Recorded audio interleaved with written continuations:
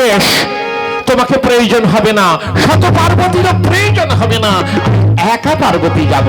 দেখব কেমন করে রাম রাবণের কেশাকে স্পর্শ করে, আমি এইটা দেখব। আমি চললাম। ভালো গোল বাঁধিল, গোল বাঁধিল, ওই হাসি ভালো গোল বাঁধিল, ওই যে খেপা খেপি গন্ডগোল, খেপা খেপি গন্ডগোল, আহাকে পাহাড়ে যান কে বাজিতে, খেপা খেপি গন্ডগোল, কৈলাসে ভালো গোল বাঁধিল। কৈলাসের এলেন মাতা শিবের ধরণী,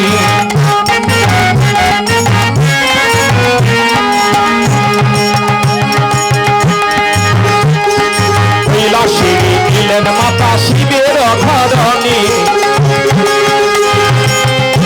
ওই যে রাবণের সম্মুখেতে দাঁড়ালো তখনই, আহা দাঁড়ালো তখনই, যেখানে রাবণ মা মা বলে রোদন করছে রণাঙ্গনে পড়ে, আর মা রাবণের সম্মুখে গিয়ে দাঁড়ালো আর বলছি, রাবণ রাবণ।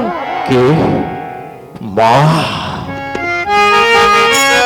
মা এসেছিস, এসেছিস জননী, আয় মা আয়, বস বস।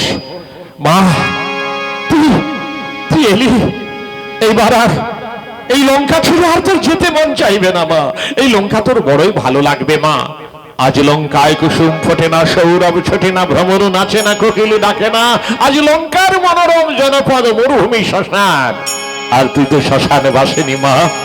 তুই এই লঙ্কা সোনার লঙ্কাকে শ্মশান করে এসেছিস, এইবার নাচ মা, উলঙ্গিনী হয়ে তুই লঙ্কা শ্মশানে নৃত্য কর।